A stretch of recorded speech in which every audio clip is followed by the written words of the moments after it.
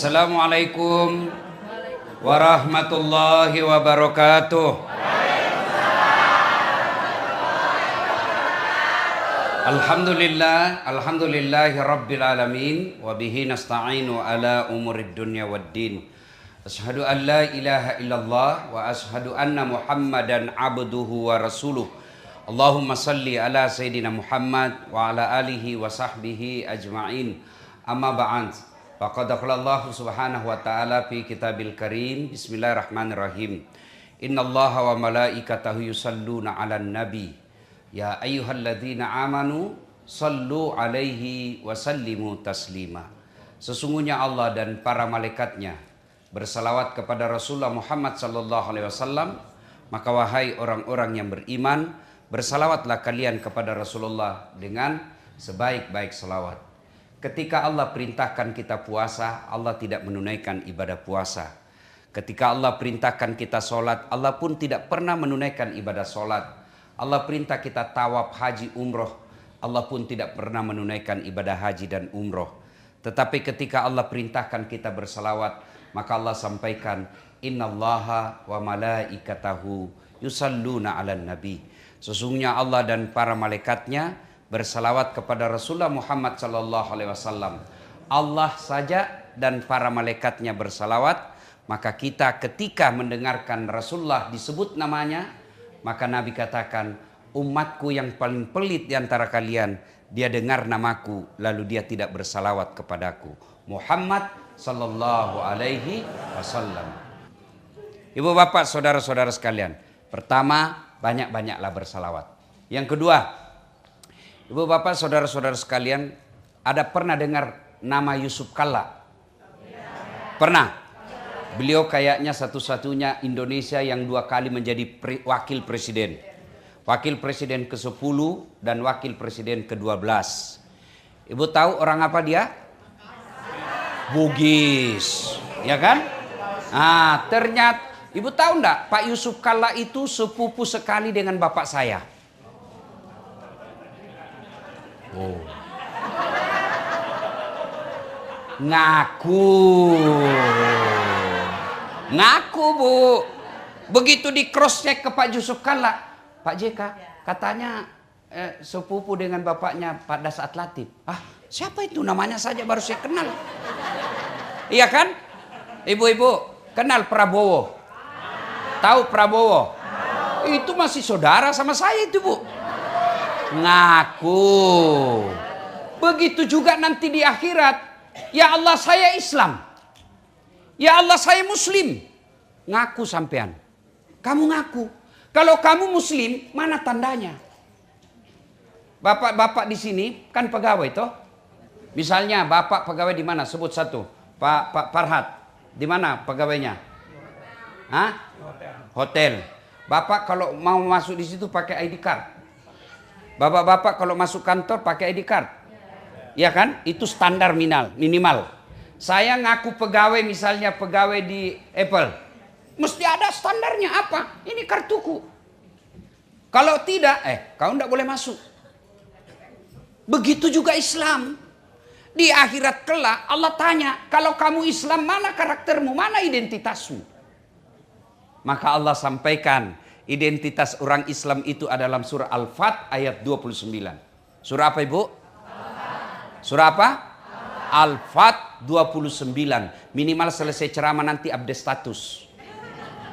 Identitas umat Islam, surah Al-Fat 29. Surah apa Ibu? Ayat?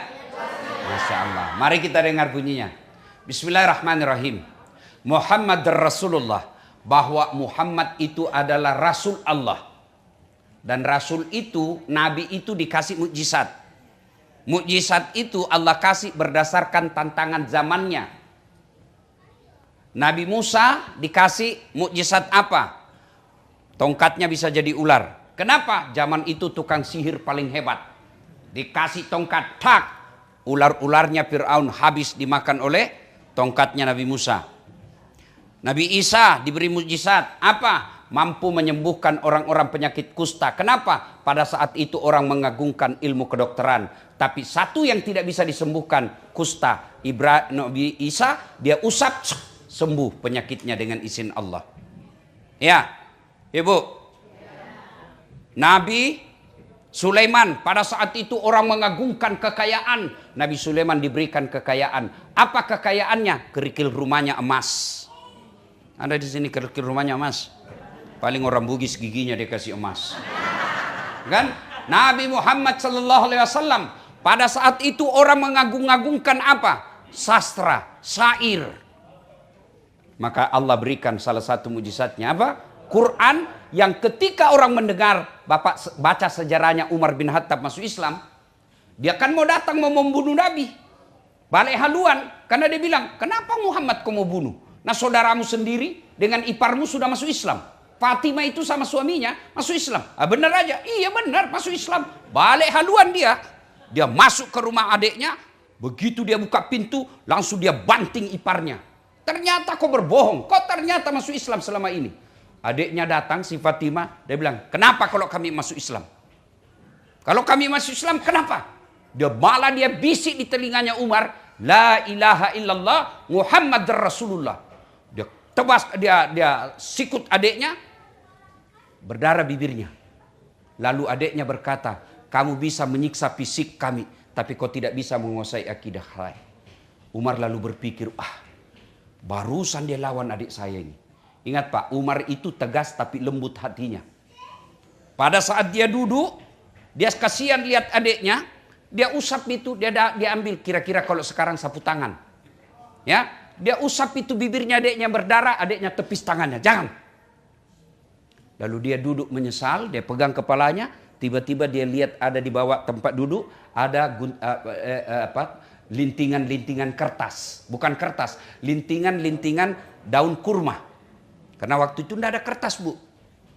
Dia lihat gulungan-gulungannya, apa itu? Tidak boleh kau sentuh. Cobalah saya lihat sedikit kalau bahasa kita. Ayolah saya lihat dulu apa itu. Coba saya lihat. Akhirnya adiknya berikan. Dan apa yang dibaca? Surah Toha ayat 1 sampai 5. Lembut hatinya dan menyatakan diri langsung masuk Islam.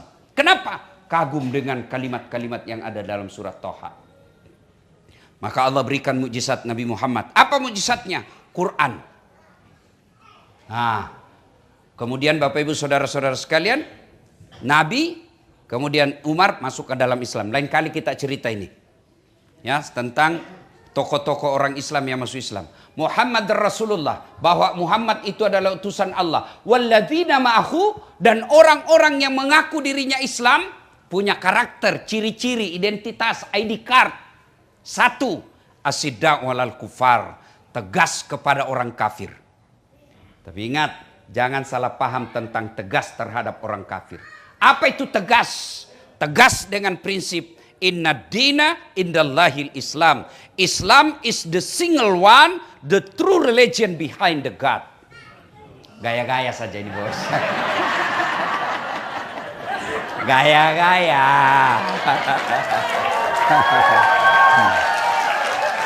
Ladies and gentlemen. Masya Allah. Harus ditanamkan itu dalam diri kita. Saya yakin sedulur-sedulur, tuan-tuan, bapak-bapak, mantap akidahnya. Tapi anak bagaimana? Saya punya kenalan baru hari ini. Namanya Kamal. Casingnya Amerika. Tapi jiwanya Muslim. Bu, dengar Bu. Bu, Bu. Kalau ibu meninggal, siapa yang doakan ibu? Jangan kau harap suamimu. Pasti dia kawin lagi. Percaya Bu.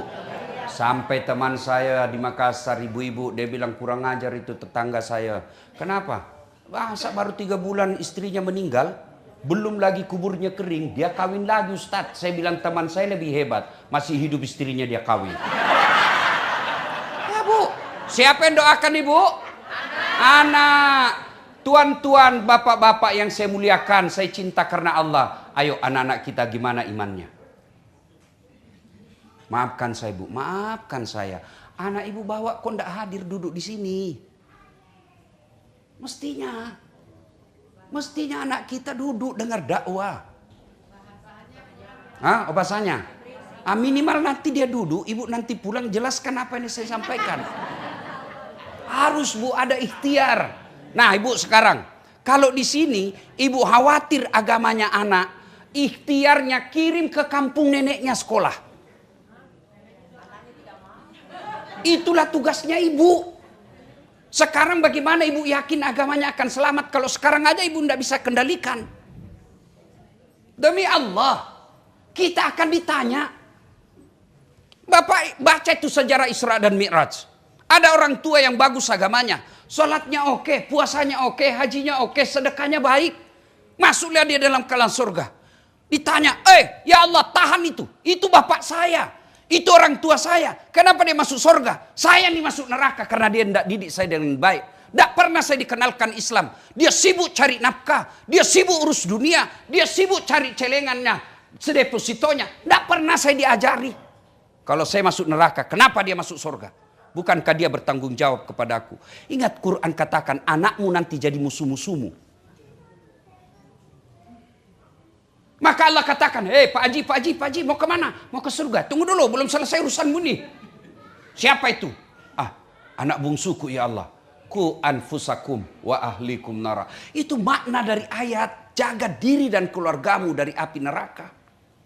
Jangan sampai bapak sholat subuh tidak pernah dibangunkan anak. Ini penting. Jangan anggap remeh mendidik anak Bu. Penting. Kenapa? Karena itulah masa depan kita ketika di alam kubur.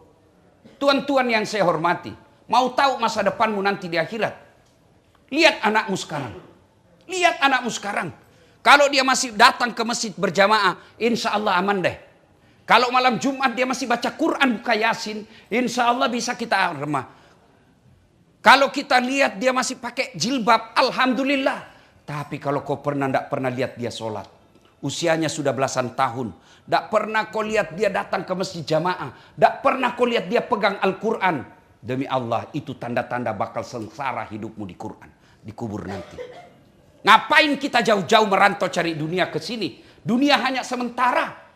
Dunia ini sementara. Wa mal hayatud dunya illa mataul hurur. Dunia ini hanya tipu daya, transit. Dunia aja ini yang hanya paling lama kita hidup 70 tahun. Tapi berani kita merantau ke sini untuk memperbaiki dunia. Kenapa untuk akhirat kita tidak abai? Untuk akhirat kita abai. Itulah anak kita. Didik anak. Pulang ini Bu, bukan ini perkara gampang. Bukan perkara gampang. Saya yakin tidak ada yang mati kelaparan anaknya di sini. Tapi yang mulai tidak sholat pasti banyak. Ini jangan marah dan merasa tertekan. Ini agar kita sadar untuk kembali evaluasi. Pentingnya menjaga akidah anak kita. Itulah yang disebut asiddaul al-kufar. Tegas kepada orang-orang kafir. Bukan tegas itu kita perangi. Bukan tegas kita lempar rumahnya. Itu keliru. Karena agama kita mengajarkan. Jangan kau celah Tuhan-Tuhan mereka. Jangan kau hancurkan rumah ibadah mereka. Yang kita tegas di sini adalah jaga anak kita. Pertama jaga caranya. Pendidikan anak kita. Jangan ibu bapak berpikir. Ini kan cuma pendidikan. Justru pendidikan itulah pintu masuknya agama. 2. Untuk menjaga anak kita. Bapak hati-hati pilih pendidikan. Kalau boleh saya bersaran, kalau bapak tidak yakin bisa selamat akidahnya anak di sini, bagaimana caranya bapak ibu bisa kirim ke Indonesia, bawa ke pesantren minimal 3 tahun, akidahnya kuat, oke, kau kembali ke sini. Kalau ibunya aja tidak sholat, bapaknya tidak sholat, anak kita bergaul bebas, sekolahnya juga sekolah yang tidak pernah belajar agama, bagaimana ibu yakin agama anak kita akan selamat? Saya baru-baru juga ceramah ke Australia. Saya tanya, berapa tahun? Lebih 40. Berapa anaknya? 5. Agamanya? Yang 2 kayaknya masih Islam. Yang 3 sudah tidak jelas. Dari situ saya, kalau boleh, jangan marah Pak. Kalau boleh, kerja, kumpul uang, balik ke Indonesia, selamatkan anak-anak kita akidahnya. 2, pendidikan. Yang kedua, nikah. Hati-hati carikan jodoh. Bolehlah dia menikah dengan beda agama kemudian masuk Islam seperti bapaknya si Kamal. Boleh, tapi pasangannya harus yakin pandai agama. Kalau kita nikahkan anak kita dengan non-muslim yang tidak seiman dengan kita. Lalu anak kita sholatnya juga tidak beres. Hampir bisa dipastikan cucunya nanti sudah tidak jelas agamanya. Maka hati-hati milih jodoh. Ini adik-adik yang masih jomblo di sini. Kata Nabi, kau menikahlah dengan 4 pertimbangan. 1, itu agama. Nabi sudah pesan. Li jamaliha, lihat cantiknya. Cantik penting. Kenapa? Dia hampir 24 jam di depanmu. Iya toh? Baru bangun dia. Mau tidur dia lagi. Mau pergi kerja dia lagi. Pulang kerja dia lagi. Jadi kalau jelek nanti cepat ganti casing. Iya toh? Cantik penting, tapi tidak boleh jadi prioritas. Kenapa? Cantik ada batasnya. Apalagi zaman sekarang, Pak. Wow, cantik di medsos, mulus. Oh, kamera 360. Dari mana datangnya cinta? Dari Facebook turun ke WA. Dari mana datangnya kecewa? Setelah ketemu ternyata berbeda. Iya toh? Masya Allah. Cantik ada batasnya. Ya, ibu-ibu. 20 tahun cantik. 17 tahun sweet 17. Wah, memukau. Satu kampung tersenyum dia, terpesona satu kampung. 17 tahun. Balik itu 17. 71. Masih ada yang terpesona. Kau aja senyum cucukmu lari. Dikira mau digigit. Apa? Cantik ada batasnya. Gagah ada batasnya. Bapak-bapak di sini masih cakep semua. Dulu. Sekarang tanya istrimu, Pak. Tanya istrimu. Saya masih cakep. Kalau dia bilang masih cakep, pasti dia bohong. Ibu-ibu, tanya suamimu, kamu masih cantik? Kalau dia bilang masih cantik, pasti kau dibohongi. Iya toh? Cantik ada batasnya. 2, cantik itu subjektif. Subjektif. Cantik menurut Dasar, belum tentu cantik menurut Kamal. Iya toh? Kalau saya ditanya siapa perempuan paling cantik di dunia, Ustadz? Ada istri saya di samping pasti. Istri saya dong. Bapak protes, istriku. Nggak urus saya istrimu. Iya toh, subjektif. Ada yang suka yang hitam-hitam. Ada yang suka yang bening. Ada yang suka body gitar. Macam-macam. Ya toh. Macam-macam. Iya toh, itu subjektif. Maka adik-adik sekalian, kalau kau menikahi seseorang karena kecantikan, siap kau kecewa. Kenapa? Pasti ada batasnya. Sampaikan itu ke anakmu. Memang kau lagi cantik sekarang, tapi kalau kau cantik pertimbanganmu, biaya operasionalnya mahal. 2, kata Nabi, ini cantik. Nabi katakan pilihan cantik, tapi jangan prioritas. 2, kata Nabi, pilihlah karena keturunannya, tapi jangan prioritas. Kenapa? Ada orang bapaknya Nabi, anaknya jadi pengkhianat. Nabi Nuh. Ada orang bapaknya pengkhianat, anaknya jadi Nabi. Nabi Ibrahim alaihissalam. Ya, itulah sebabnya orang Jawa mengatakan bebet, bobot, dan bibit. Ya toh? J? You understand? Yes. Iya, Bu. Tapi tidak boleh prioritas. Penting kita lihat siapa bapaknya. Perlu kita lihat siapa ibunya. Tapi kalau anaknya baik, itulah dia. Yang ketiga, kata Nabi, ini nasihat buat bapak-bapak, pilihkan jodoh untuk anaknya. Yang ketiga, kata Nabi, pilihlah karena kekayaannya. Rasulullah menikahi Khadijah, salah satu pertimbangannya karena Khadijah orang paling kaya di Mekah waktu itu. Penting, tapi jangan prioritas. Kenapa? Kaya ada batasnya. Oh, dia kaya Ustadz, tidak bakal miskin 7 turunan. Betul, masalahnya dia turunan ke-8.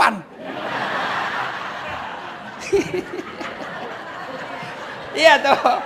Jangan jadi prioritas. Ya, yang keempat kata Nabi. Dengar. Yang keempat. Oh ya. Coba kita ulang apa tadi yang pertama? cantik, beautiful. Yang kedua, turunannya. Tiga, kekayaannya. Yang keempat, agamanya, kata Nabi. Mahasiswa saya bertanya, Ustadz, kenapa agama nomor 4? Mestinya kan agama nomor 1. Saya bilang, jangan salah dek. Agama betul nomor 4, tapi tidak titik di situ hadis. Koma, lalu ada di bold, huruf besar, kapital, kasih tanda centang, lalu di stabilo. Ya kira-kira seperti itu kalau sekarang ya. Kata Nabi, utamakan agamanya, karena dengan agama kamu akan dapat semuanya. Ada orang cantik bu, cantik betul, tapi akhlaknya kesurupan. Iya toh? Iya. Ada lagi mukanya, Masya Allah, akhlaknya baik, tapi mukanya hancur. Iya kan? Iya. Ada lagi kaya, tapi mulutnya kasar. Iya kan? Itulah sebabnya Nabi katakan, tidak mungkin ada perempuan berkumpul empat-empatnya. Dialah cantik, keturunan baik-baik, anak orang kaya, hafal Quran. Kalau ada bapak ibu tahu di sini, tunjukkan saya. Saya juga masih mau pak. Iya. Kan susah untuk kumpul keempat-empatnya. Maka Nabi tegaskan, utamakan agamanya. Kalau dia miskin, maka agamanya akan memperkaya dengan akhlaknya. Kalau dia tidak cantik, maka tutur katanya akan mempercantik kelakuannya. Paling sial dialah jelek,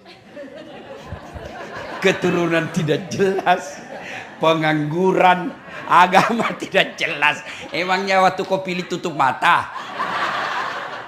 Ya, tuh dengar, ya. Maka hati-hati milihkan jodoh anak kita supaya apa? Agamanya selamat. Bolehlah kita nikahkan dengan orang sini, tapi harus yakin anak kita bisa bimbing dia. Kalau anak kita perempuan, agamanya juga tidak jelas, sampai menikah tidak pakai jilbab, 2 tahun dia pacaran, menikah dengan orang beda agama, hampir bisa dipastikan akan hilang agama anakmu. Ibu-ibu sekarang kalau anaknya pacaran dianggap biasa. Siapa bilang itu biasa? Itu kiamat. Kenapa? Saya tahu bu, karena banyak ibu-ibu curhat. Rata-rata ibu-ibu curhat yang tidak saling menghargai karena lama pacaran. Ya pacaran 3 tahun. Pasti dalam 3 tahun itu berapa kali dia bohong. Dalam 3 tahun itu berapa kali dia selingkuh. Dan bertengkar, kebiasaan itu dibawa setelah menikah, akhirnya sudah ada anaknya, tidak ada saling penghormatan. Kenapa? Sudah saling menghina. Gimana dalam keluarga, rumah tangga, suami istri, ngomong aja sama istri kasar. Ngomong aja sama suami kasar. Woi pak, di mana kau? Cepat kau pulang. Waduh, suami istri kok begitu? Padahal Nabi katakan ketika hijrah dari Makkah ke Madinah, itu salah satu perintah Nabi dari 5, ahsin kalamaka, haluskan tutur katamu. Kalau kita orang Bugis, itu kalau kita bukan orang banyak, tapi kita itu kalau bahasa Jawa sampean, panjenengan. Itu kita itu. Mestinya ibu panggil suami panjenengan. Jangan aku pilih, "Oi, kau di mana ini?" Ya ketawa, saya serius ini. Ya, pilihkan. Itu namanya tegas, hati-hati milih jodoh. Tegas itu. Hati-hati milihkan sekolah. Baru lahir ini yang mestinya nomor 1. Pilih nama-nama Islami. Coba kalau namanya Kamal, pasti orang bilang Islam. Tapi kalau diberi nama John Albert, orang ini muslim, mu'allab. Tapi kalau namanya Muhammad Jamil, pasti orang Islam. Kalau dia perempuan, kasih nama-nama Islam. Misalnya, kasih nama apa? Aisyah, Humaira. Jangan kau pikir apa arti sebuah nama. Bayangkan kalau dalam ruangan ini tidak ada semua nama. Bagaimana ibu mau komunikasi? Halo, ada Anu, Anu siapa? Itu yang ceper. Banyak ceper. Bayangkan Pak. Coba, saya dosen komunikasi. Nama itu simbol dan bisa mewakili karakter orang. Ketika Bapak dengar nama saya, Dasat Latif, pasti Bapak bisa bayangkan. Oh, Ustadz Sulawesi, selalu pakai putih-putih, yang selalu bilang beleng-beleng. Itu dari simbol, dari simbol. Maka nama itu penting, Bu. Dan itu bukan cuma di dunia, di akhirat. Sampai di akhirat, anak Bapak kasih nama. Lahir cucu, nah saya kasih ke Khalid. Ini Khalid salah satu panglima perang Umar bin Khattab yang menyeberangkan Islam sampai ke daratan Eropa. Ini Khalid nak. Nah, saya kasih kau nama Sumayyah. Kalau dia perempuan. Apa itu nak? Ini Sumayyah, perempuan pertama. Dia budak, hamba sahaya. Tapi membela akidahnya. Dia rela mati. Dialah perempuan pertama yang jihad fisabilillah. Ditombak oleh Abu Jahal. Saya mau kau punya akidah seperti Sumayyah. Kasih nama, kau siapa namamu nak? Lionel Messi. Baru PC. Iya kan? Nama penting. Ya, coba kalau nama anak kita Ya Khumaira, dipanggil Ya Khumaira, yang kemerah-merahan pipinya. Orang doakan. Ya, itu tegas namanya. Jangan kita keikut-ikutan. Ini untung alhamdulillah saya ingat. Ibu juga hati-hati, sudah menikah tidak boleh itu nama suamimu di belakang. Tidak boleh, tetap nama bapakmu. Itu budaya barat itu, Bu. Misal istri saya, ini bapak-bapak yang salah juga. Kenapa mesti nama suami namamu di situ? Ya misalnya saya, istri saya namanya Naura. Naura Nasrun. Jadi kalau saya ganti di situ Naura Dasat, berarti anaknya si Dasat. Iya kan? Itu budaya Eropa. Budaya Muslim Naura Dasat. Anak saya. Nah, makanya sama-sama Naura. Mamanya namanya Naura Nasrun, anak saya namanya Naura Dasat. Boleh Dasat di belakangnya, tapi ada kalimat Naura istrinya Dasat. Boleh kalau begitu. Tapi kan repot.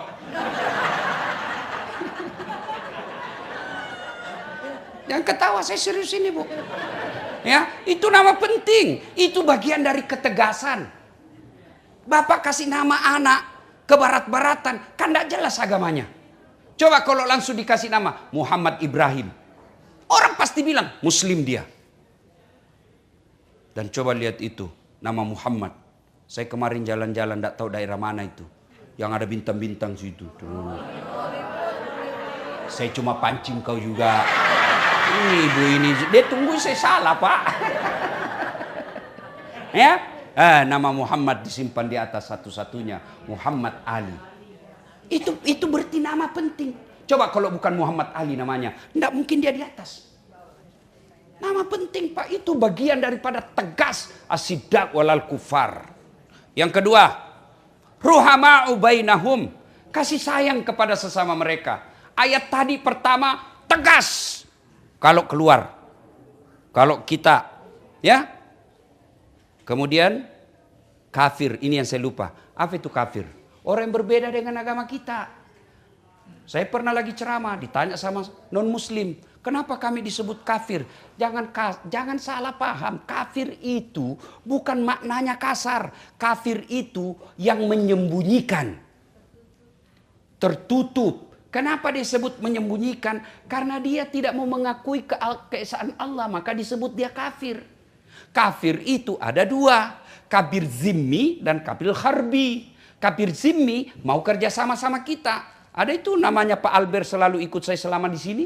Beda agama, tapi dia bantu saya dalam dakwah. Soal Tuhannya urusan dia.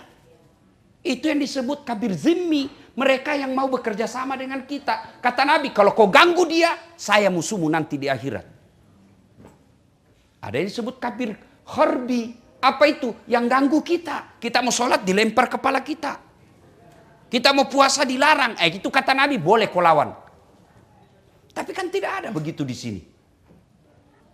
Nah, yang kedua, tanda orang Islam, ingat baik-baik Bu, surah Al-Fat ayat 29. Pertama, tegas kepada orang kafir. Yang kedua, ruhama'u bainahum, kasih sayang kepada sesama mereka. Innamal mu'minuna ikhwah, kata Allah. Orang Islam itu bersaudara. Dia tidak lihat rambutnya keriting atau putih atau pirang. Selama dia la ilaha illallah, itu saudaramu. Meskipun rasnya berbeda, itu saudaramu. Meskipun negaranya berbeda, itu saudaramu. Kalian dipersaudarakan bukan karena ras, bukan karena darah, tapi akidah. Bahkan Nabi katakan, umatku itu seperti badan ini. Coba lihat badan kita, Pak. Ibu-ibu coba lihat badan. Tangan kanan gatal tanpa disuruh kiri yang garuk. Ya toh? Tangan kiri yang gatal tanpa diundang kanan yang garuk. Gatal dua-duanya, kerja sama. Iya, begitu mestinya kita di sini.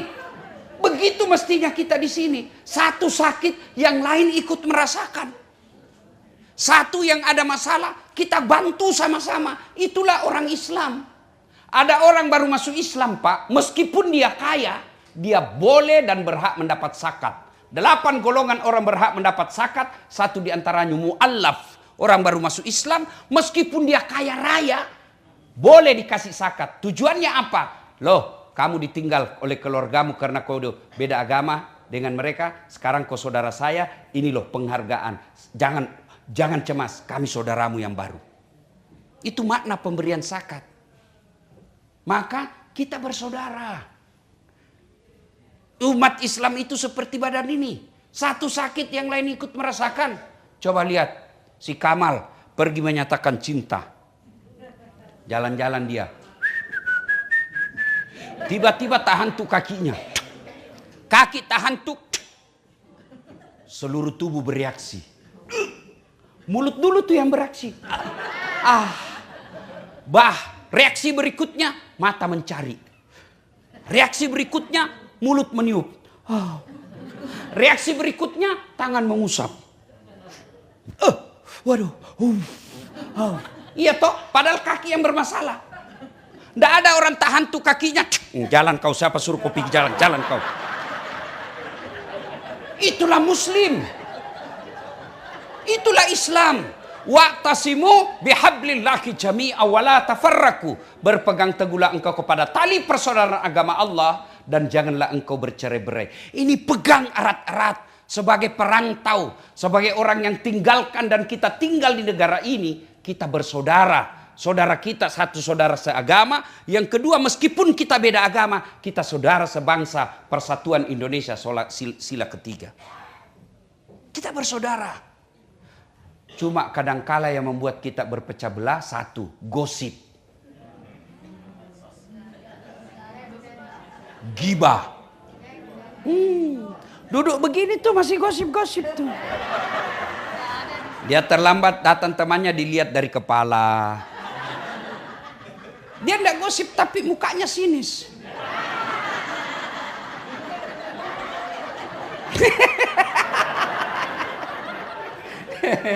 Sudah sinis, dia itu apa?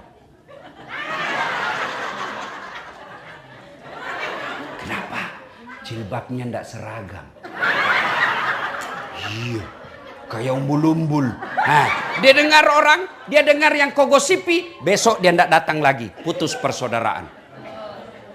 Iya, ibu-ibu memang itu penyakitnya tukang gosip. Saya aja ada yang gosip saya. Jadi itu juga bajunya yang di YouTube.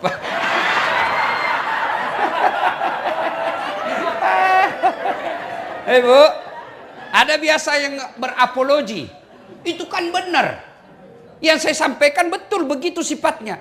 Justru betulnya namanya gibah. Kalau salah namanya fitnah. Tidak ada alasan bisa cerita orang, tidak ada. Jangan cerita jeleknya orang. Dia jelek urusannya dengan Allah. Jangan kau tambah-tambah.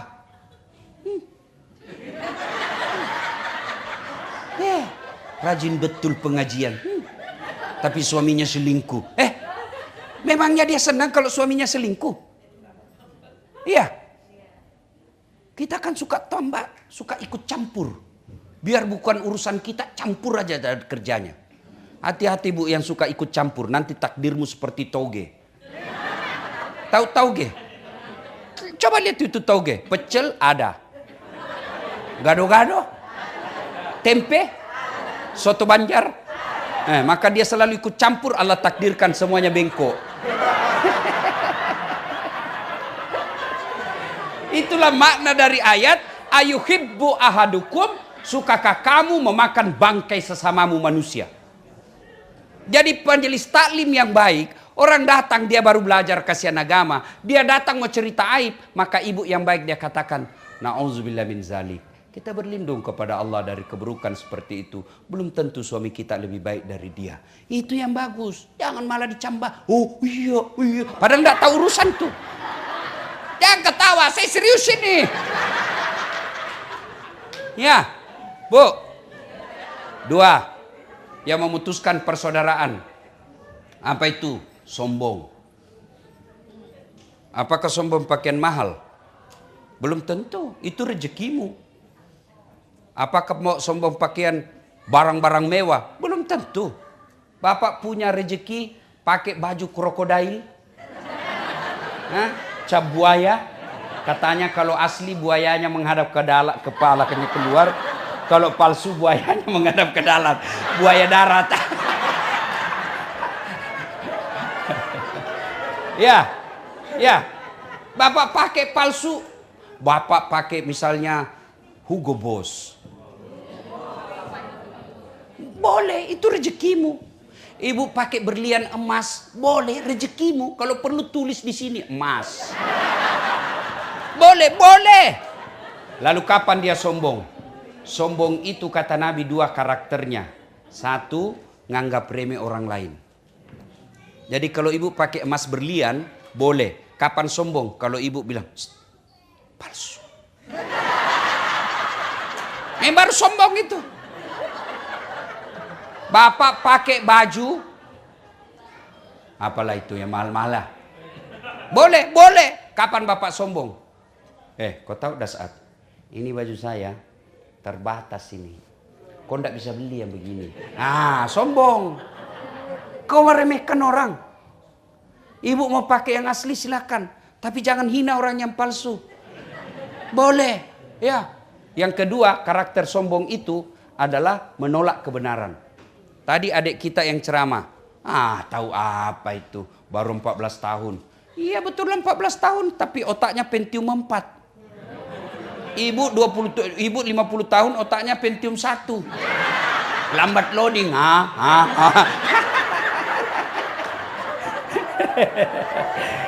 Jelas Ibu? Apa itu sombong?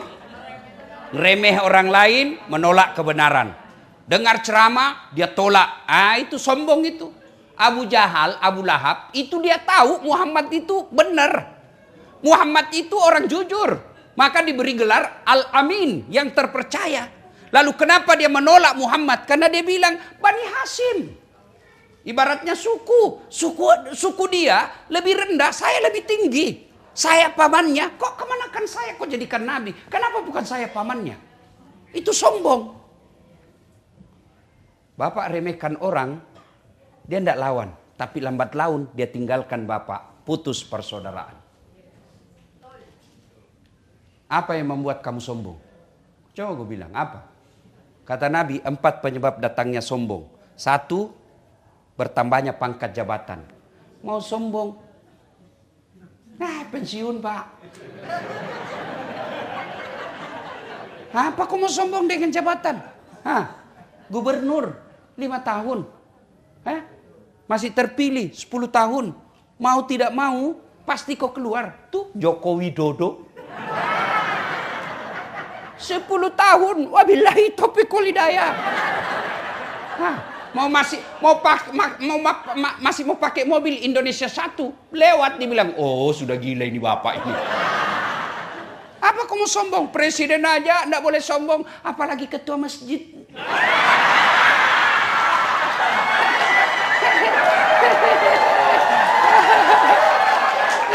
Apa yang mau disombongkan? Ya, ayo. 2 kata Nabi, penyebab datangnya sombong, bertambahnya ilmu. Banyak gelar. Sayang itu, dia kurang gelarku itu.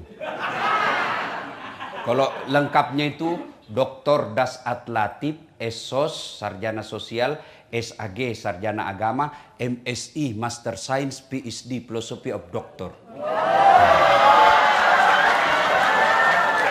Alhamdulillah baru-baru disetujui oleh universitas untuk kepangkatan saya profesor. Doakan mudah-mudahan awal tahun sudah jadi guru besar. Oh, jarang-jarang orang Pak seperti saya. 2 doktornya Bu, 2 doktorku Bu, 2 sarjanaku. Lalu kamu sombong Dasat? Oh jangan. Wa ma utitu minal ilmi illa qalila. Saya tidak berikan kamu ilmu kecuali sangat sedikit. Apa yang kamu sombongkan dengan ilmumu? Allah cabut ilmumu, dikasih pikun. Apa? Hah? Ada cerita ini Pak, wallahu alam benar atau tidak? Banyak sekali gelarnya Pak. Bertumpuk-tumpuk. Begitu jelang pensiun, dikomplain sama istrinya. Pak, biasanya kalau kau mau pergi kampus ngajar, kau cium-cium jidatku. Ini sudah hampir 2 minggu tidak pernah lagi kau cium saya. Dalam hatinya, astagfirullah, berarti siapa saya cium selama ini? Ternyata ya dia cium pembantunya.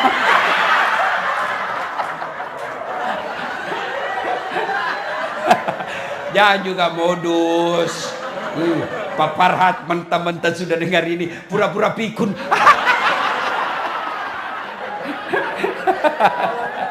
Ayo, apa yang mau kau sombongkan? Bu. Apa karena saya hebat? Enggak. Saya bisa sampai di sini bukan karena saya hebat, karena ada penonton saya. Itu viewer saya di YouTube sekarang, Bu, sudah hampir 600 juta. Berarti tidak boleh kau sombong Dasat. Kamu bisa ceramah karena ada yang dengar. Coba kalau saya ceramah di sini 2 jam berapi-api, tidak ada yang dengar. Bapak lewat, sudah lama sakit itu Pak. Iya toh, apa yang mau disombongkan? Ada ustadz sombong? Ada. Mana ciri-ciri ustadz yang sombong? Tidak mau menerima perbedaan pendapat. Ada ustadz itu, baru 2 bulan belajar agama. Dikafir-kafirkan kita. Tidak sunnah. Kau bilang kau saja sudah sunnah aja kau sudah salah paham. Dasar dari sunnah saja kau sudah salah. Yang namanya sunnah bukan kewajiban. Kau tuduh saya tidak sunnah. Siapa bilang? Sunnah yang lain kan saya laksanakan.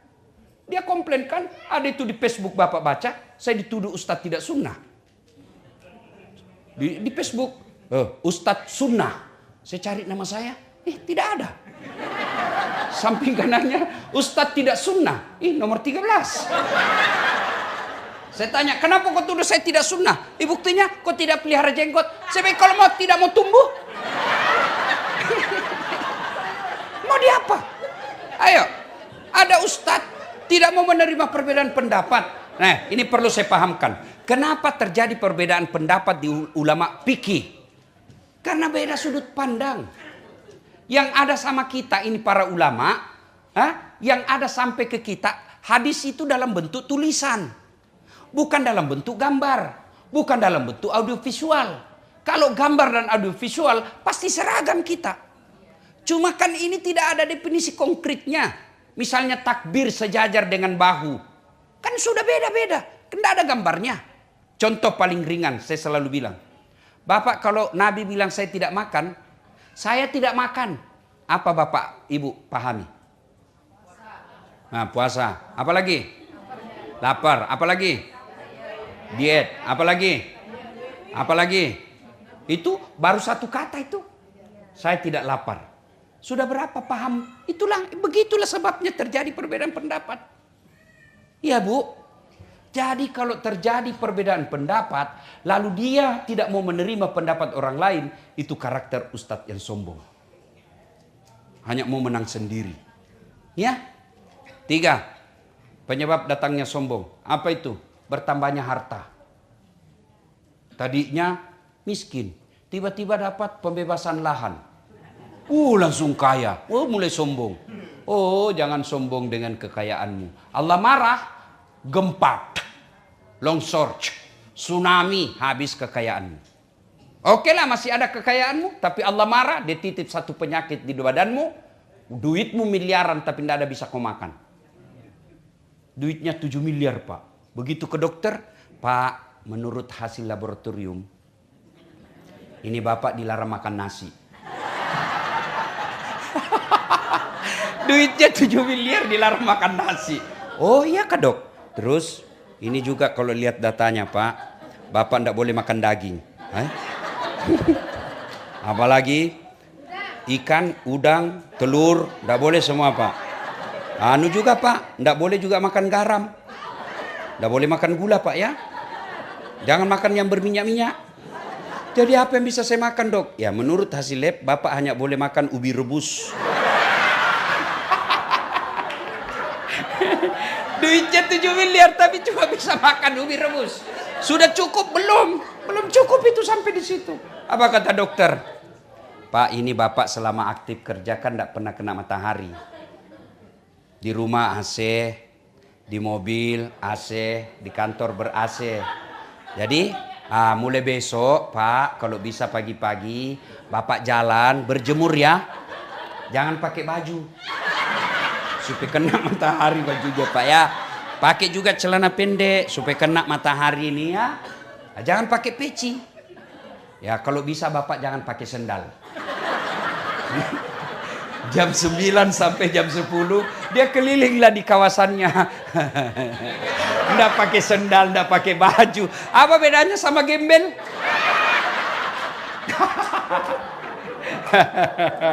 Allah, tadi Pak Joko ngajak saya, dia bilang Ustadz, barangkali Ustadz mau pergi lihat kawasan yang banyak gembel. Saya bilang ngapain saya pilih gembel? Di Indonesia banyak gembel Pak. Bawa saya di tempat yang banyak barang-barang cantik. Malu halus.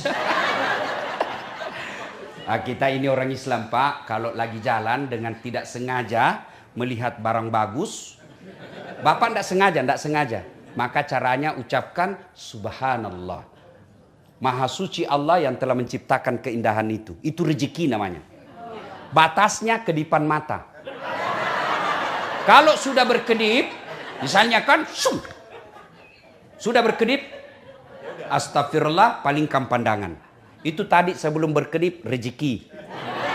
Berkedip bapak lihat, sudah haram. Jangan begini, astagfirullah, astagfirullah, astagfirullah. Tambah banyak dosanya. Ya, nggak boleh ya. Karena ibu. Mumpun saya ingat persoalan handphone. Persoalan handphone ketika berjamaah. Misal lagi sholat, Allahu Akbar. Di rakaat kedua, kantong bunyi handphone. Mengganggu. Boleh bapak buka. Ambil. Matikan. Boleh. Boleh. Yang tidak boleh, kalau ibu terima. Ya, halo. Sebentar kau telepon, saya lagi sholat. Batal ini kalau batal. Ini sudah batal ini. Kalau cuma dimatikan, kamu juga yang di samping, tidak usah kau marah. Baru bunyi handphone kau sudah tergoda. Lama betul imanmu. Biasalah itu ya. Jelas bu ya. Sombong penyebab putusnya persaudaraan. Apalagi dengki. Dengki. Apa itu dengki? Definisinya susah lihat orang senang, senang lihat orang susah. Ini kelemahan kita orang Indonesia. Kalau ada kawan kita dapat promosi, bagaimana caranya kita habisi? Ya, kalau ada kawan kita naik rezekinya, kita cerita fitnah kiri kanan. Mestinya kalau kita lihat kawan kita, kenalan kita ataupun tidak dikenal, ada rezeki yang menimpa dirinya, ya Allah, berikan pula rezeki seperti yang dia, supaya saya bisa menolong agamamu. Jangan malah dengki. Oh sudah habis waktu Pak ya? Sampai jam berapa? Sampai jam berapa? Oke. Jam 10. Bisa sampai jam 10? Betul? Saya yang tidak bisa. Oke, satu tadi tegas kepada orang kafir, dua kasih sayang kepada sesama mereka. Ini penting. Nabi pernah tanya, atadruna manil muflis? Saudara-saudara sekalian, kamu tahu enggak siapa yang bangkrut nanti di akhirat? Yang tidak sholat ya Rasul, dia sholat. Yang tidak puasa ya Rasul, dia puasa. Yang tidak haji ya Rasul, dia haji. Tidak bayar zakat, bayar zakat. Loh, kalau begitu siapa yang bangkrut ya Rasul? Jarusu wahatiur rahim. Tetangga yang jahat sama tetangganya dan yang memutuskan tali persaudaraan. Bertanya sahabat, kok bisa bangkrut? Dia kan puasa, dia haji, dia sholat, dia zakat. Kok bisa? Betul, hablum minallahnya, ibadah hadanya baik, tapi hablum minasnya rusak. Ketika dia setor pahalanya, ya Allah ini sholatku 20 tahun. Datang tetangganya, tunggu dulu. Saya pernah difitnah itu. Katanya anakku yang lurus rambutnya bukan anaknya suamiku. Karena suamiku keritin rambutnya. Dia tidak tahu anaknya lurus rambutnya karena sudah direbonding. Gara-gara fitnahnya, saya tinggalkan komplek. Gara-gara fitnahnya dia nih. Saya sakit hati. Allah berfirman, kalau begitu ambil sholatnya 20 tahun. Habis sudah sholatnya itu 20 tahun. Dia setor lagi puasanya. Ya Allah ini puasaku 20 tahun. Datang lagi. Saya pernah sama-sama kerja di Amerika tuh. Dia fitnah saya di kampung. Katanya kerja saya di sini menghalalkan segala cara. Gara-gara fitnahnya satu kampung benci saya. Saya pulang kampung orang semua sinis sama saya. Gara-gara fitnahnya tuh dia. Saya minta keadilan. Allah katakan ambil puasanya 20 tahun. Sudah habis sholat, habis puasa. Setor lagi zakatnya. Ya Allah ini zakatku. Datang lagi, tunggu dulu, tunggu dulu. Saya pernah juga itu kurang ajar dia sama saya. Dia fitnah istri saya selingkuh. Saya termakan fitnahnya, akhirnya saya cerai. Belakangan saya tahu ternyata dia yang mau sama saya.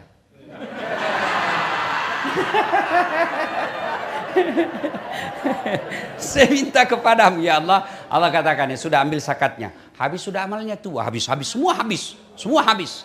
Masih ada orang yang datang. Saya juga pernah. Dia serobot tanahku. Saya sama-sama merantau. Saya beli tanah, dia serobot tanah saya. Saya mau lapor polisi, temannya polisi. Saya minta keadilan. Dia kata yang tadi banyak amalnya. Ya Allah bagaimana lagi? Puasaku habis, sholatku habis, sedekahku habis, zakatku habis. Mana lagi? Allah berkata, berfirman, tidak ada kebatilan yang tidak ada balasannya. Supaya adil, ambil dosanya orang yang pernah kusakiti. Itulah pentingnya ini silaturahmi. Biar bapak-bapak hitam jidat. Puasa Senin Kamis, tadarus setiap hari, itikaf di masjid. Tapi dalam satu komplek tidak ada yang senang bapak. Bapak bukan orang spesial. Karena Nabi katakan, Hairun nas anfa'uhum linnas. Sebaik-baik manusia di antara kalian, yang paling banyak manfaatnya buat orang lain. Itulah yang jadi, saya memotivasi saya kalau dakwah buat orang senyum dan tertawa. Kalau saya tidak bisa nasihati, paling tidak dia bisa lupa masalahnya. Dengan ketawa-ketawa. Iya kan Bu? Iya Bu? Alhamdulillah. Ya. Ruhama'u bainahum. Yang ketiga. Tarahum rukka'an sujada. Kamu lihat mereka ruku dan sujud. Sholat 5 waktu. Nah Ibu. Halo Bu. Pak. Ada ini orang kerja seharian. Dari jam 5. Dia sudah tinggalkan kantor, pulang jam 10 malam. Laparlah dia di jalan. Dia singgah beli nasi bungkus. Kan lapar kan Pak? Beli nasi bungkus. Setelah punya nasi bungkus, nasinya dia buang, bungkusnya dia makan. Ada yang begitu? Ada yang begitu? Ada. Itulah orang yang datang ke Amerika jauh-jauh cari nafkah dan dia tidak sholat. Itu namanya. Nasinya dia buang, bungkusnya dia makan. Itulah orang yang setengah mati cari uang, dapat uang, dia beli nasi bungkus. Tapi dia anak buang nasinya. Oh, itulah mereka yang cari nafkah kok lupa sholat. Kenapa hidupku susah Ustaz? Ibu pasti tidak sholat. Kenapa keluargaku tidak rukun? Pasti dalam keluarga tidak sholat. Mana ada manusia yang tidak ada masalahnya? Tunjukkan saya di tempat ini yang tidak ada masalahnya. Ayo. Kalau bapak-bapak saya lihat ini masalah paling besar, mau kawin lagi takut sama istrinya. Iya toh Pak, sudah usah bohong Pak. Kalau kami orang Bugis tidak pernah takut sama istri. Cuma istri kami lebih berani. Ini bapak pikir saya ceramah. Bapak pikir tidak ada masalah saya Bu. Banyak masalah saya. Kadang-kala kita ditipu. Oh ini cuma 2 jam Ustaz, tahu-taunya 9 jam. Iya Pak. Oh pernah saya pergi ceramah Pak. Dari Makassar ke Palopo. Saya salah satu Allah nikmat saya gampang tidur. Kalau saya naik mobil belum 5 jam, 5 menit sudah tidur. Kalau saya naik pesawat itu Bu, itu belum terbang saya sudah tidur. Benar, biasa istri saya jengkel. Kalau dia lagi cerita saya sudah ngorok. Itulah nikmat dari Allah. Nah saya naik tidur. Naik mobil, tidur. Saya di dua, sopir. Begitu sampai di kawasan namanya Kera, itu perhutanan. Singgah itu mobil. Saya lihat, saya bangun. Mana kenapa singgah ini? Mana sopir? Saya lihat, oh dia kencing. Turun dari sebelah kanan. Saya turun sebelah kiri. Waktu dia turun, dia lihat saya tidur. Saya kencing lah saya. Begitu saya kencing, saya bilang, sekalinya ini sopir dan dilihat saya. Benar. Saya masih kencing, tiba-tiba mobil, lari. Saya lari. Wah. Wah.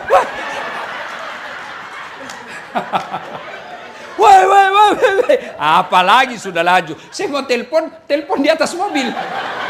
Baju saya kemana-mana kan selalu begini Bu. Baju dalam saya putih, saya buka karena saya takut lecek. Saya buka, baju dalam saya putih. Ini putih, songkok saya putih. Nggak ada yang singgah mau ambil saya Bu. Semua mobil lewat saya kasih. Nggak ada, kan tengah hutan. Dia kira saya pocong. Jadi saya punya inisiatif, saya bilang sekali di tengah saja, saya bilang nanti dikira betul saya pocong, ditabrak, minggir saya Pak. Ditinggal saya Pak, gerimis, basah kuyup, saya sholat di pinggir jalan, sholat subuh. Saya berpikir, mudah-mudahan ini sopir, kalau azan subuh dia sadar, dia kasih bangun saya. Bener, begitu dia baru sadar. Azan, Pak Ustadz, mana Pak Ustadz? Baru dia balik. Jam berapa dia baru tiba di tempat saya Bu? 6:15 menit. Dari jam 1 dini hari. Turun dia, saya rasanya saya mau tempeleng. Tapi saya lihat lebih besar dari saya. Mundur saya Pak. Kalau bilang, kalau saya berkelahi ke atas saya duduk aja jengkel begini. Yang paling menjengkelkan, begitu saya sampai di rumah dinas wali kota Palopo. Dia bilang, Pak Wali Kota, Pak Ustadz, kenapa bisa kau lupa kopormu? Berarti bohong ini orang ini. Kan terlambat sampai lokasi karena balik lagi jemput saya dan itu jauh. Ternyata ditanya, kenapa kau lama? Pak Ustadz lupa kopornya jadi kita balik lagi Pak.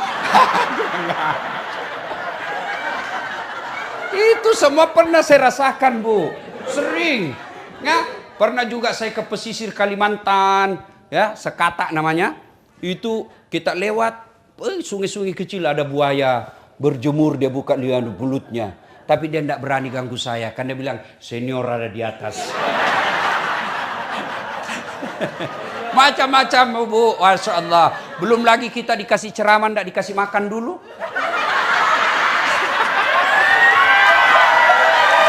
Macam-macam. Oh Allah. Oh bukan di sini, bukan ini, bukan. Ibu sangka buruk lagi. Bukan ini. Bukan ya. Macam-macam Bu. Wah, tapi masalah paling besar buat saya sekarang Bu, banyak janda-janda curhat. Ustadz, baru saja suami saya meninggal. Adakah doa-doa penenang jiwa? Saya kirimilah doa. Lama-lama dia bilang, Ustadz, jiwaku sudah tenang. Maukah Ustadz menjadi imam dalam hidupku? Aduh, mohon maaf Ibu, saya bukan imam, saya penceramah. Masalah Pak, mana ada orang tidak ada masalah. Bapak sudah kerja, karir bagus, apa masalahnya? Terancam pensiun. Iya kan? Berumah tangga, ada orang sudah ada anaknya tidak punya rumah sampai sekarang. Ada punya rumah tapi apa masalahnya? Tidak ada anaknya. Ada rumahnya, ada anaknya, apa masalahnya? Suaminya selingkuh. Jadi bupati 1 periode, mau 2 periode. Sudah 2 periode, mau gubernur. Sudah gubernur, ditangkap KPK. Itu. Tidak ada orang, tidak ada masalahnya Pak. Semua kita, alhamdulillah tuan-tuan, Allah tidak berkata ada saat kalau ada masalahmu kaya dulu. Ada masalahmu kau jadi pejabat dulu. Ada masalahmu kau selebriti dulu. Tidak, Allah cuma minta 2. Ista'inu bisabri wassalah. Sabar, perbaiki solatmu, saya yang selesaikan semua masalahmu. Itu janji Allah. Jadi kalau ada masalah dalam rumah tangga, dalam pekerjaan, dalam cita-cita, tidak usah cari kambing hitam, koreksi sholat. Tidak mungkin Allah sengsarakan orang yang tidak sholat. Orang yang sholat, tidak mungkin. Saya sholat Ustadz, betul Bapak sholat tapi tidak ikhlas. Hayalas sholat, asar lagi. Enggak kan tidak ikhlas. Saya sholat Ustadz, betul kok sholat tapi tidak ikhlas. Mana buktinya? Sholat Pak, waduh, kayak main-main. Bismillah. Korat berdua, ya kan Ustaz. Siratal ladzina an'amta 'alaihim ghairil maghdubi 'alaihim waladdallin. Iya toh, Bapak ketawa karena membayangkan diri sendiri. Ya kan? Ada orang sholat kayak ditiup angin.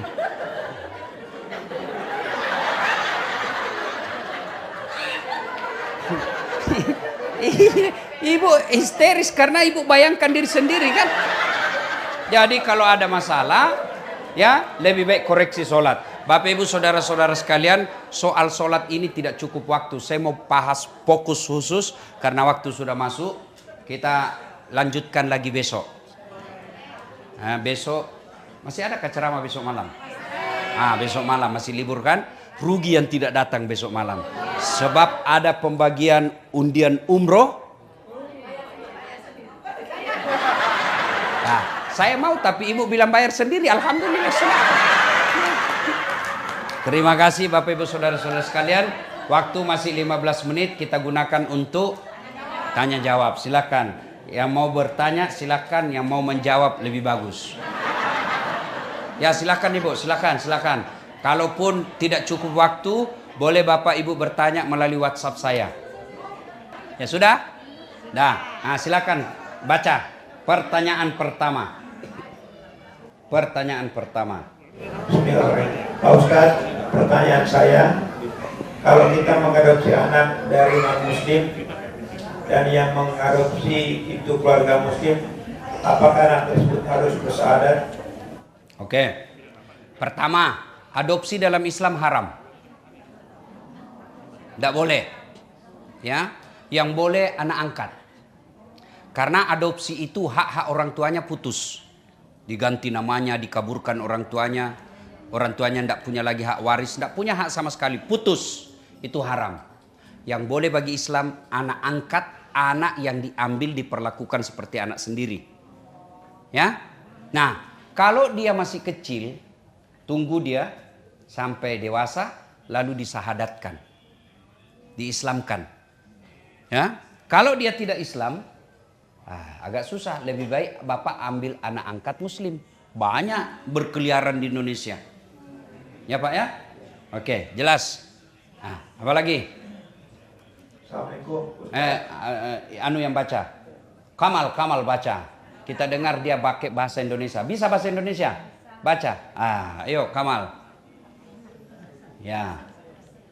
Kau masuk YouTube saya Kamal. Oke. Assalamualaikum, Ustaz, saya lagi ngambek nih sama olah karena permintaan saya lama didapatnya atau cuman setengah. Setengah. Ya. Jadi gimana doa yang benar supaya Allah memenuhi doa kita? Oke, terima kasih Kamal. Ini yang ngambek memangnya rugi Allah kalau kau ngambek. Saya kira tadi ngambek sama suami, ngambek sama Allah. Kalau ngambek sama Allah, apa ruginya Allah? Satu dunia tidak sholat, Allah tetap mulia. Satu dunia kafir, Allah tetap mulia. Nah sekarang, kenapa Allah tidak kabulkan doa? Bukan tidak dikabulkan. Dengar baik-baik, ini yang saya bahas tadi subuh. Kullu nafsin, berdoalah kamu, ud'uni astajib lakum. Kata Allah, berdoa kamu kepadaku pasti saya kabulkan. Itu Allah yang bilang. Doa kau pasti saya kabulkan. Itu Allah yang katakan. Berarti semua doa dikabulkan. Cuma dikabulkannya Bu, ada 4 cara. Satu, cara pertama, apa yang dia minta Allah kasih sesuai yang dia minta. Itu namanya taufik. Ya Allah, sembuhkan penyakitku. Betul sembuh. Itu taufik. Ya Allah, mudah-mudahan bisa naik mobil. Allah kasih, betul bisa beli mobil. Taufik namanya. Ya, ya Allah, mudah-mudahan anakku dapat jodoh, dapat betul, taufik namanya. Yang kedua, Allah kabulkan tapi dalam bentuk yang lain. Ya Allah, mudah-mudahan saya sehat. Allah tahu kalau sehat ini, maka dia misalnya kalau dia sehat, dia bisa menikah dengan beda agama dan dia tinggalkan agamanya. Biar aja dia tetap sakit, tapi saya kasih anaknya jadi soleh. Ya, ya Allah, berikan saya mobil. Allah tahu kalau ada mobilnya ini tabrakan, mati, sudah, tidak usah saya kasih kau mobil, tapi saya kasih kau kesehatan.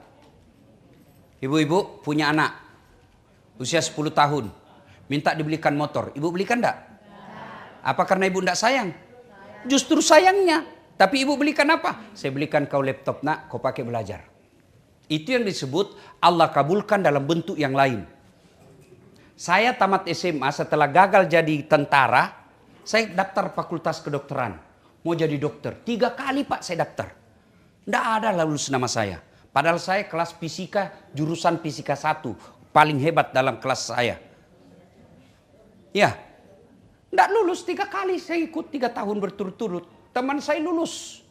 Allah tahu, kasih tahu jawabannya. Pulang kuliah terjadi tabrakan Pak. Saya turun tolong dia. Berceceran darah di aspal. Dia yang tabrakan, saya yang pingsan. Kenapa? Saya tidak bisa lihat darah. Sampai saat ini saya tidak bisa lihat darah. Lihat aja di YouTube ataupun di grup-grup. Kalau lihat orang berdarah itu rasanya pening perasaan saya. Teman saya yang jadi dokter, dia tugas di Kepulauan Aru. Kepulauan Aru. Mau lebaran saya telepon, kau pulang lebaran dok? Tidak. Rugi-rugi pun cari uang jauh-jauh, enggak lebaran sama bapakmu, orang tuamu. Mahal tiket. Saya bilang alhamdulillah. Untung saya tidak jadi dokter. Saya jadi ustadz kemana-mana Pak. Enggak pernah pusing soal tiket. Allah kasih yang terbaik. Jadi ibu berhenti ngambek. Berhenti ngambek. Allah tahu itu bukan yang terbaik yang kita minta. Yang ketiga, cara Allah mengabulkan ditunda. Ibu tahu Prabowo berdoa sejak 2014. Jadi apa? Presiden. 2014 sudah minta presiden. Lawannya sama Bapak Joko Widodo. Iya toh? Enje. Siapa yang menang? Bapak Joko Widodo. Siapa menterinya? Bapak Prabowo. Tapi 2024 baru Allah kasih. Kau baru presiden sekarang. 2014 minta, Allah kabulkan 2024. Nabi Zakaria minta anak sejak usianya 21 tahun. Kapan Allah kabulkan? Usianya 90 tahun. Berapa lamanya itu Bu? 69 tahun. Minta. Padahal itu Nabi, tidak pernah bohong. Sholatnya bagus, ibadahnya baik. Nabi penerima wahyu. 69 tahun baru Allah kasih. Kita berdoa pagi, mau dikasih besok. Baru sholatnya putus-putus. Emang ada orang dalam?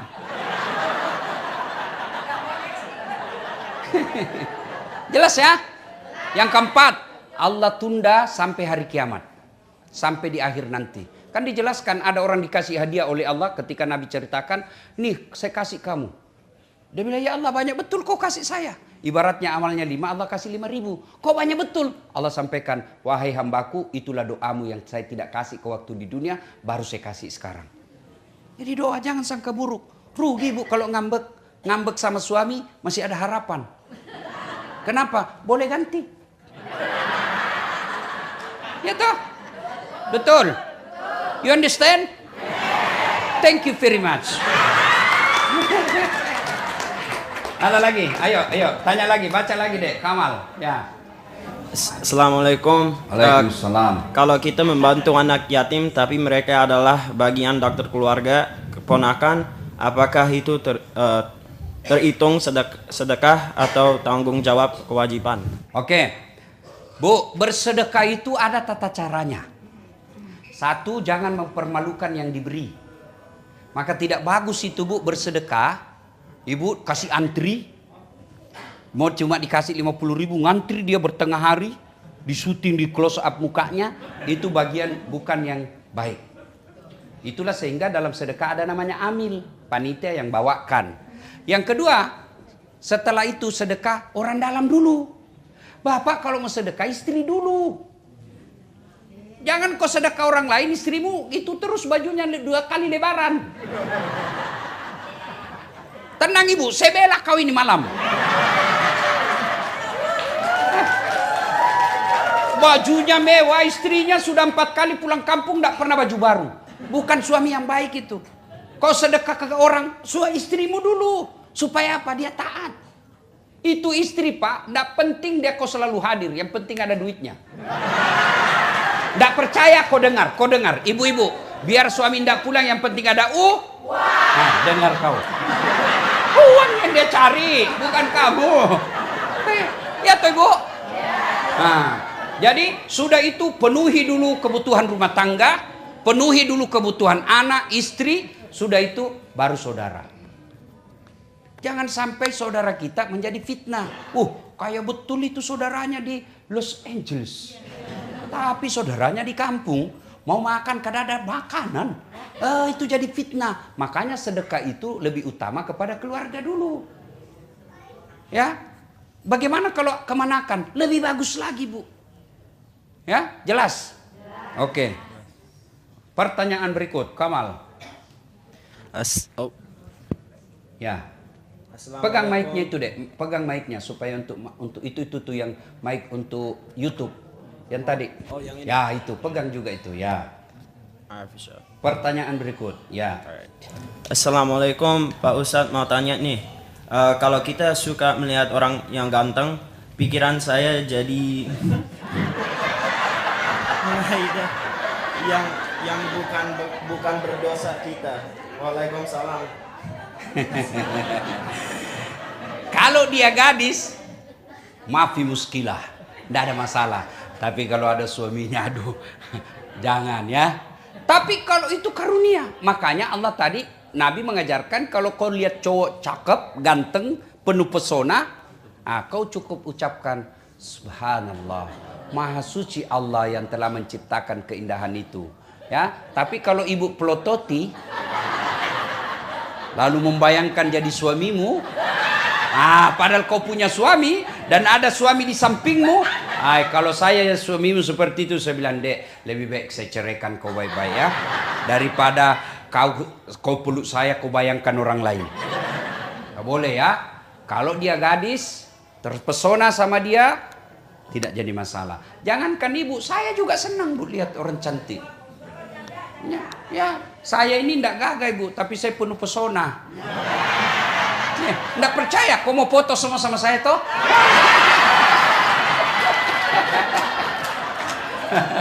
Ya, nah kalau kita lelaki, saya bohong kalau saya bilang saya tidak suka lihat cewek cantik. Enggak, semua itu fitrah manusia. Ya, masih senang daripada saya suka lihat cowok gagah. Jelas, baca lagi kawal. Oke. Assalamualaikum Pak Ustadz, kalau kebangun pas azan subuh terus kita bersih dua dan wudhu, sholat subuhnya 15 ke 20 menit setelah azan, sholat subuhnya termasuk atau telat gak Pak? Ya, kalau dibilang telat sudah telat, sah. Kalaupun bapak misalnya lembur, pulangnya jam 4 subuh karena cari nafkah, bapak baring-baring ternyata bangun jam 9, boleh sholat. Caranya bangun langsung wudhu sholat, jangan ngaso dulu, ngopi dulu baru sholat. Enggak. Bangun meskipun jam 11 kalau betul-betul bapak ketiduran. Bahkan jangankan ketiduran, lupa saja boleh. Misalnya baru ingat, kemarin waktu ada pesta pengantin lupa saya sholat duhur. Begitu ingat, ambil wudhu sholat, boleh. Ya, sholat itu tepat waktu, baik. Tapi yang dianjurkan awal waktu. Bapak sholat subuh, sholat asar, misalnya masuk waktu jam 3 sampai setengah 6. Ibu sholat jam 5 itu masih tepat waktu. Tapi yang dianjurkan azan langsung sholat, awal waktu namanya. Anggaplah kita darurat seperti saya sekarang, boleh saya jamak. Duhur 2, asar 2. Namanya jamak. Kalau diringkas jadi dua-dua jamak kasar. Kalau empat-empat namanya jamak. Kalau kasar jamak kasar, 2 duhur 2 asar. Ya? Jelas? Oke, Bos. Habis? Masih ada? Masih banyak. Masih banyak. Oke, Kamal, baca lagi. Assalamualaikum Pak Ustadz, mohon tanya apakah main atau jual beli saham itu haram atau apa hukumnya? Nah, Ibu, sampai sekarang ini masuk masalah khilafiyah, perbedaan pendapat ulama. Ada yang mengatakan haram karena dia seolah-olah sifat judi, tidak jelas. Ada yang juga mengatakan halal. Inilah disebut dalam fikih namanya subhat. Subhat itu samar-samar, abu-abu. Kata Nabi, kalau kamu selamat tinggalkan. Jelas ya? Oke, apa lagi? Pertanyaan kedua, apakah life insurance dalam Islam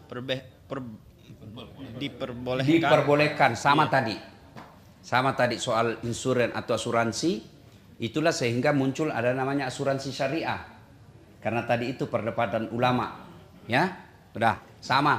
Ada yang halalkan, ada yang haramkan. Namanya subhat, samar-samar. Tapi anjuran Nabi kalau kamu selamat tinggalkan. Tapi di Amerika ini mana bisa hidup orang tanpa asuransi. Nah, selama niatnya ibu bukan melawan Allah, tapi karena mengikuti peraturan dan kita hidup di negara ini, Allah maha bijaksana. Oke.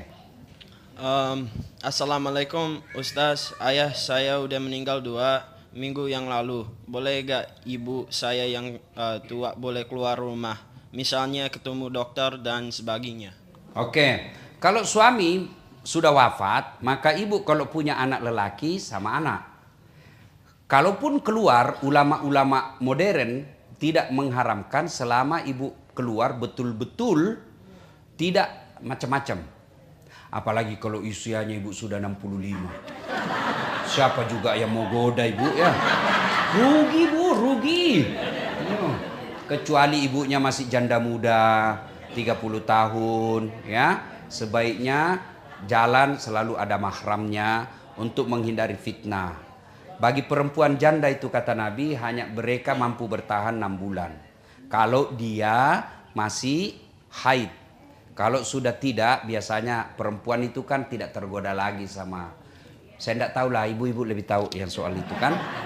Nah, sekarang ibu kalau mau keluar sebaiknya ditemani lelaki. Jangankan belanja ibu, orang pergi ibadah umroh dan haji saja itu kan harus dengan mahramnya. Ya, makanya kalau perempuan saya itu kalau keluarga saya mau keluar negeri dan dia perempuan sendiri, saya tidak pernah anjurkan. Kau mau sekolah di Indonesia juga bisa sekolah. Mau belajar apa? Semua bisa ada. Ya, saya enggak juga sekolah ke luar negeri, alhamdulillah bisa juga seperti saya sekarang. Ya, jelas ya. Sebaiknya perempuan terhormat itu ya, ini alhamdulillah saya ingat 4 syarat perempuan dirindukan surga. 1 dia sholat, dia puasa Ramadan. 3 dia jaga harga dirinya. 4 dia patuhi perintah suaminya. Jaga harga diri ini diantaranya pakai busana muslimah. Busana muslimah tidak mesti jilbab, boleh sarung ibu pakai, kasih peniti selesai, yang penting tutup jilbabnya.